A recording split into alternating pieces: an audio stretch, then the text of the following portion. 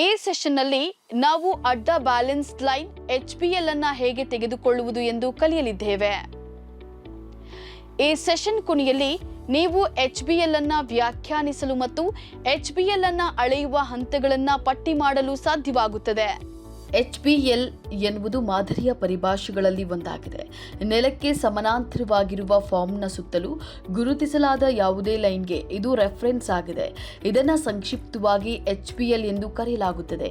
ಮಾದರಿಗಳನ್ನು ಸಮತೋಲನಗೊಳಿಸುವಾಗ HBL ಅನ್ನು ಬಳಸಲಾಗುತ್ತದೆ.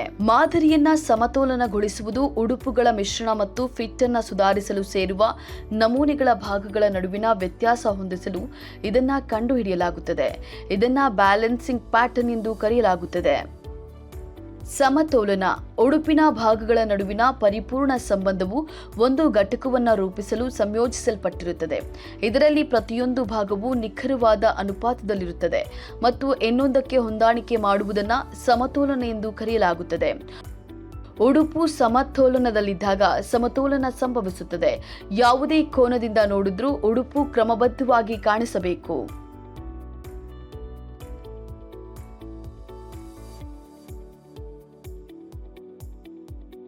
HBLಗಳು ಯಾವಾಗಲೂ ಮಧ್ಯದ ಮುಂಭಾಗ ಮತ್ತು ಗ್ರೇನ್ ಲೈನ್ಗೆ ಲಂಬವಾಗಿರುತ್ತವೆ. ನೀವು HBLಗಾಗಿ ಪ್ಯಾಟರ್ನ್ ಒದಗಿಸುವ ಉದ್ದ ಸಂಕುಚಿತ ಲೈನ್ ಅನ್ನು ಬಳಸಬಹುದು. ರವಿಕೆಗಾಗಿ ಬಸ್ಟ್ ಮತ್ತು ಸೊಂಟದ ನಡುವೆ HBL ಇರುವುದು ಉತ್ತಮ. ಉಡುಗೆ ಅಥವಾ ಪ್ಯಾಂಟ್ಗಾಗಿ ಸೊಂಟದ ವಿಶಾಲವಾದ ಭಾಗದಲ್ಲಿ ಅಥವಾ ಸಮೀಪದಲ್ಲಿ HBL ಅನ್ನು ಹೊಂದುವುದು ಉತ್ತಮ. ಒಂದು ವೇಳೆ HBL ನ ಸ್ಥಳದ ಬಗ್ಗೆ ನಿಮಗೆ ಖಚಿತವಿಲ್ಲದಿದ್ದರೆ ಹಲವನ್ನ ಹೊಂದಲು ಇದು ಉತ್ತಮವಾಗಿದೆ. ಉದ್ದ ಸಂಕುಚಿತ ರೇಖೆಯು ಉತ್ತಮ ಸ್ಥಳದಲ್ಲಿ ಇಲ್ಲದಿದ್ದರೆ ರೂಲರ್ ಅನ್ನು ಬಳಸಿ ಉದ್ದ ಸಂಕುಚಿತ ರೇಖೆಯಿಂದ ಮೇಲಕ್ಕೆ ಅಥವಾ ಕೆಳಕ್ಕೆ ಅಳೆಯಿರಿ. ಹಾಗೆಯೇ ಉದ್ದ ಸಂಕುಚಿತ ಲೈನ್ಗೆ ಸಮಾನಾಂತರವಾಗಿ ಹೊಸ ಲೈನ್ ಅನ್ನು ಎಚ್ಚರಿಕೆಯಿಂದ ಗುರುತಿಸಿ.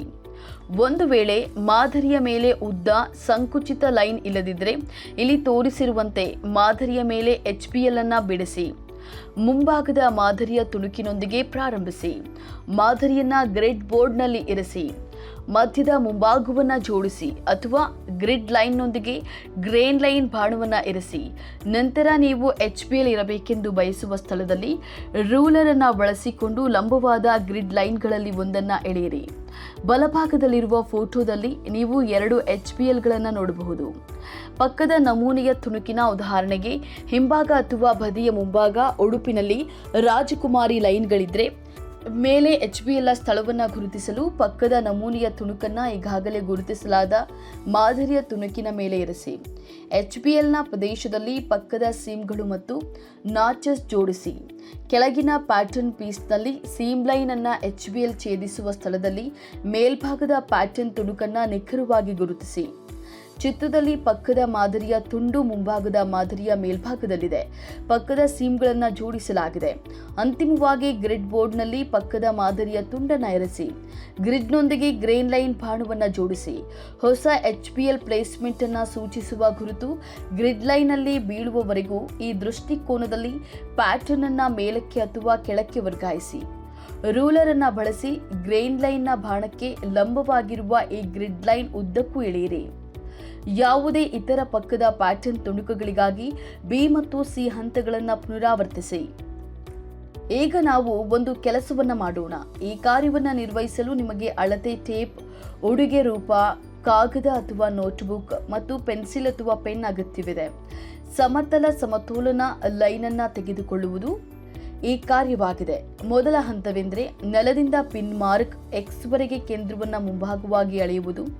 ನೆಲದಿಂದ ಅಳೆಯಲು ಈ ಅಳತೆಯನ್ನು ಬಳಸಿ ಮತ್ತು ಮಧ್ಯದ ಹಿಂಭಾಗ ಮತ್ತು ಅಡ್ಡ ಸೀಮ್ಗಳಿಗೆ ಪಿನ್ ಗುರುತು ಮಾಡಿ.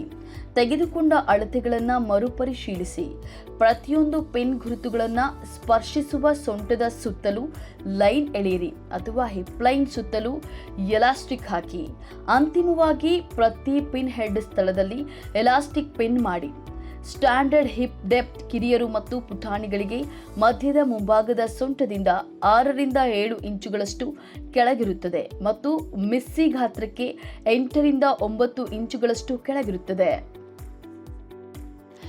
ನಾವೀಗ ಅಡ್ಡ ಬ್ಯಾಲೆನ್ಸ್ಡ್ ಲೈನ್ HBL ಅನ್ನು ಹೇಗೆ ತೆಗೆದುಕೊಳ್ಳುವುದು ಎಂದು ಕಲಿಯುವ ಸೆಷನ್ ಅಂತ್ಯವನ್ನ ತಲುಪಿದ್ದೇವೆ.